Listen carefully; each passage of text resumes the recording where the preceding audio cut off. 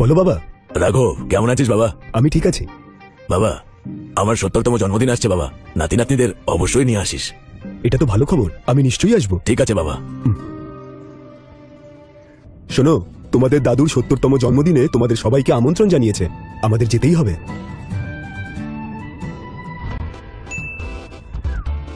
এক মিনিট। শোনো, তোমাদের দাদুর 70তম জন্মদিনে তোমাদের সবাইকে আমন্ত্রণ জানিয়েছে, আমাদের যেতেই হবে। নিশ্চয়ই বাবা। বাবা, আমি নিশ্চয়ই যাবো তোমাদের সাথে। নিশ্চয়ই বাবা, আমি অবশ্যই যাব। অনেক বছর পর আবার সবার সঙ্গে দেখা হবে। শোনো, গাড়িটা এখানেই দান করিয়ে দাও। এই গাড়ি নিয়ে গেলে শো অফ করা মনে হবে, আমি এমনি হেঁটে যাব।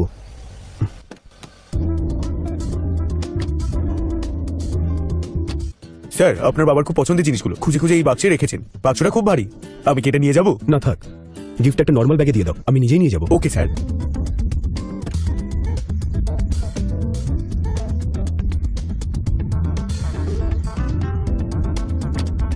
স্যার, তুমি তাহলে বেরিয়ে যাও, আমি চলে যাব। Okay sir.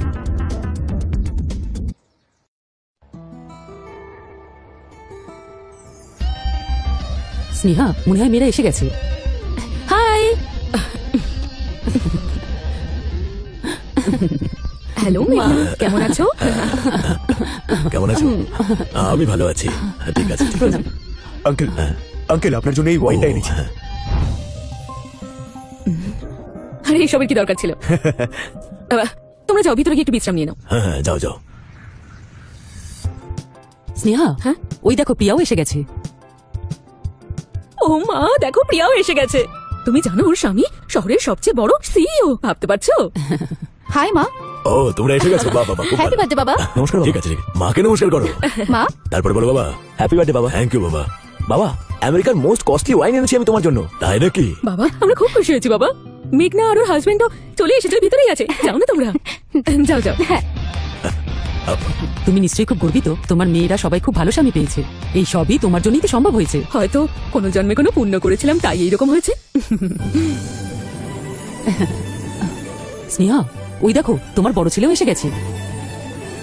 আচ্ছা, ও এতদিন কোথায় ছিল বলো তো? আমি তো ভেবেছিলাম আরো আসবেই না, কে জানে এখানে ওকে কে ডেকেছে।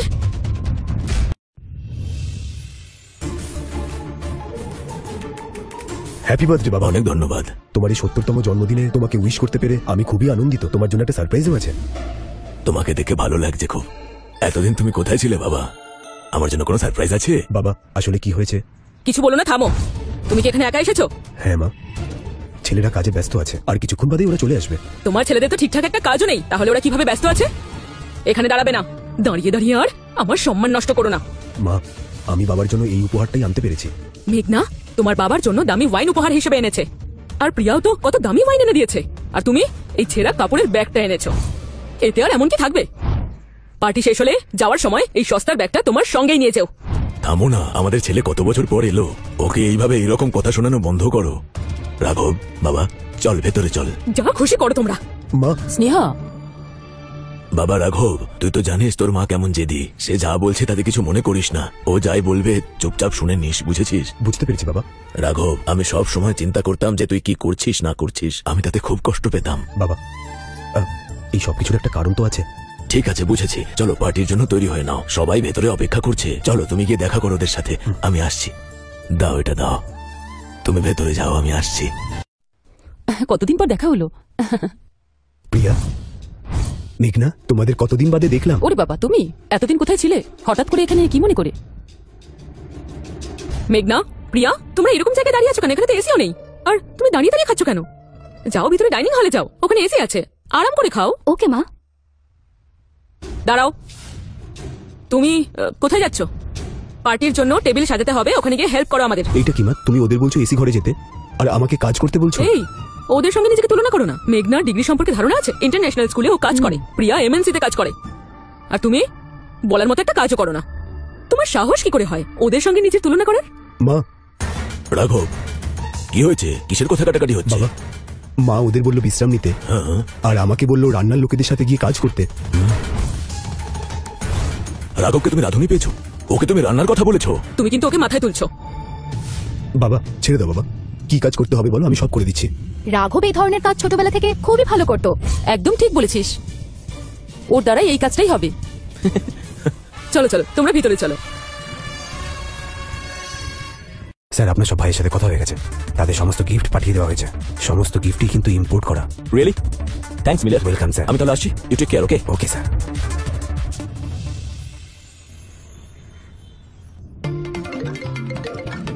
হ্যালো। হ্যাঁ বাবা। রেবন্ত, কত দূরে আছো? বাবা অন দ্য ওয়ে, গাড়িতে। ওকে ওকে রেবন্ত, আসার সময় কিন্তু একটু দেখে শুনে এসো, রাস্তাটা কিন্তু খুবই খারাপ। তুমি একদমই চিন্তা করো না বাবা। আচ্ছা বাবা, তুমি তো অনেকদিন পর ওখানে গেলে, ওখানে সবাই তোমার সাথে ভালো ব্যবহার করেছে তো? হ্যাঁ, ওরা সবাই খুব ভালো ব্যবহার করছে। তোমরা সাবধানে এসো। ঠিক আছে বাবা, আমি আসছি। হ্যাঁ। রাঘব, প্রিয়া এই কস্টলি ওয়াইনটা লাস্ট ইয়ারে আমাকে গিফট করেছিল। আমি তখন থেকে এটা ওপেন করিনি। আমি শুধু সবসময় তোমার জন্য অপেক্ষা করেছি তুমি এসে এটা খুলবে। নাও খোলো। থাক বাবা, এটা থাক। আমি নিজেই তোমার জন্য একটা খুব ভালো উপহার এনেছি। রাঘব, তুমি তো জানোই মা এখানে রয়েছে, আর বাকিরা সবাই কস্টলি উপহার এনেছে, আর আমি এত বছর ধরে এই কস্টলি ওয়াইনটা নিয়ে তোর জন্য অপেক্ষা করেছি। এখন তুই এটা খুললে আনন্দ পাবো, আমার এতদিনের মনের ইচ্ছা পূর্ণ হবে। নে খোল না। দরকার নেই বাবা, এটা তুমি রাখো।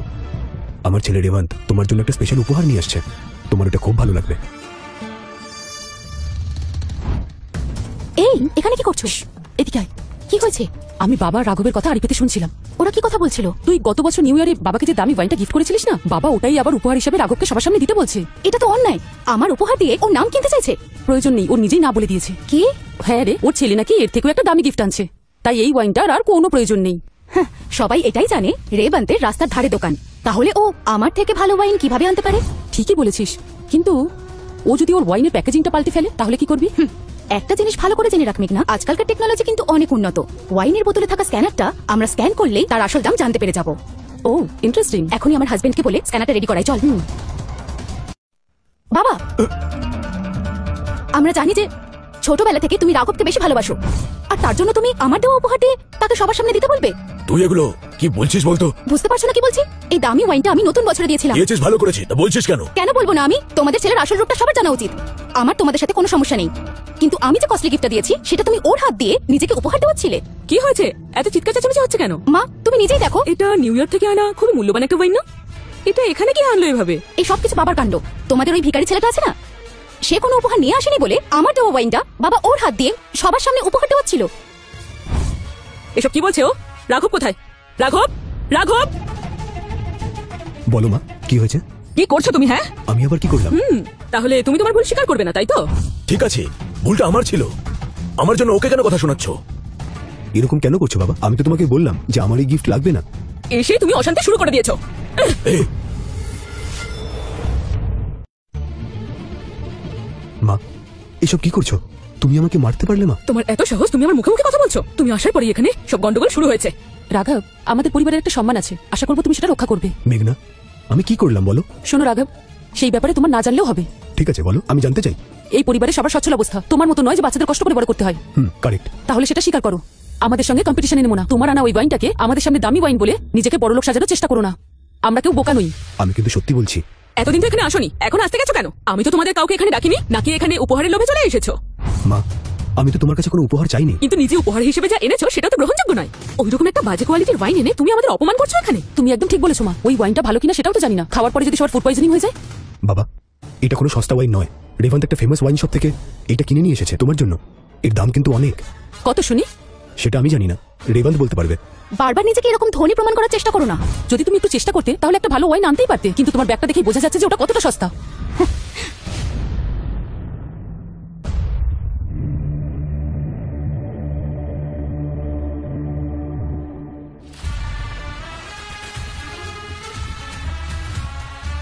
এক্সকিউজ মি মিস্টার মহেশ, স্ক্যানারটা নিয়ে এসেছি। কেন, এতে কি সমস্যা? তোমার কি ভয় লাগছে? আমি কেন ভয় পাবো? আচ্ছা, তাহলে আমার সাথে বাজি ধর। কি বাজি? যদি তোর ওয়াইনটা নিম্নমানের বা সস্তা হয় তাহলে তুই মেঝেতে হাঁটু গেড়ে বসে সবার কাছে ক্ষমা চাইবি। ঠিক আছে, আমি রাজি। রাঘব, কেন এগুলো করছিস বলতো? থাক না। বাবা, তুমি চিন্তা করো না, আমি জানি আমি এই বাজি জিতবো। যাই হোক না কেন, তুমি তো হারবেই। বেকার কম্পিটিশন করো না। তবে আমার একটা শর্ত আছে। কি শর্ত? যদি তোমাদের ওয়াইনের থেকে আমার ওয়াইনের দাম বেশি হয়, তোমরা কি করবে? তাহলে আমি মেঝেতে হাঁটু গেড়ে বসে সবার কাছে ক্ষমা চাইবো। হ্যাঁ, আমিও তাই করব। এটা ওয়ার্ল্ডের একদম বেস্ট স্ক্যানার। বোতলের ওপর দিয়ে স্ক্যান করে বোতলের এক্সাক্ট অ্যামাউন্ট কত সেটা সঙ্গে সঙ্গেই জানা যাবে। তাহলে এই বোতলটা স্ক্যান করে দেখা যাক যে এই বোতলটার দাম কত।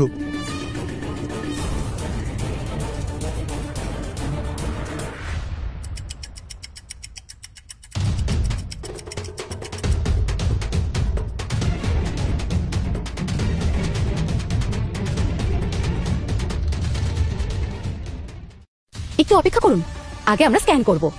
ওদের সাথে আমাদের ঠিক কি পার্থক্য আমি সেটা বুঝিয়ে দেবো। আমি শুরু করছি, দাঁড়াও। আমাদের বাবার ওয়াইন খুব পছন্দ, আমরা ওনাকে 30 বছরের পুরনো ওয়াইন গিফট করেছি। এই দেখো, স্ক্যান করলেই দেখা যাবে।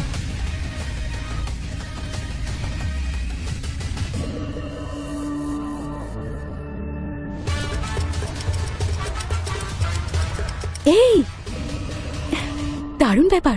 এবারেও ধরা পড়ে যাবে। এর চেয়ে দামি ওয়াইন ওকে দেখাতে বলো।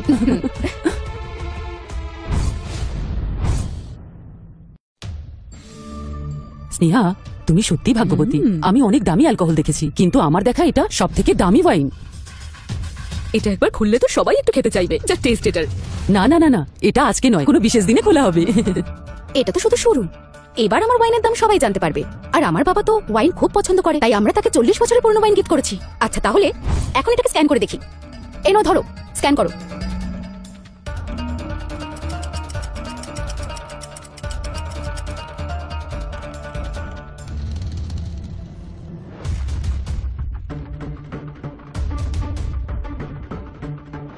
যেহেতু বাবা এটা খুব পছন্দ করেন, তাই আমি এখানে কস্টলি ওয়াইনটাই নিয়ে এলাম। Thank you so much. এখানে সবাই আমায় খুব সম্মান করে, শুধু এই অপদার্থ রাঘবটা ছাড়া। মনে হয় আমাকে অপমান করার জন্যই আমার ছেলে হয়ে জন্ম নিয়েছে। ছি!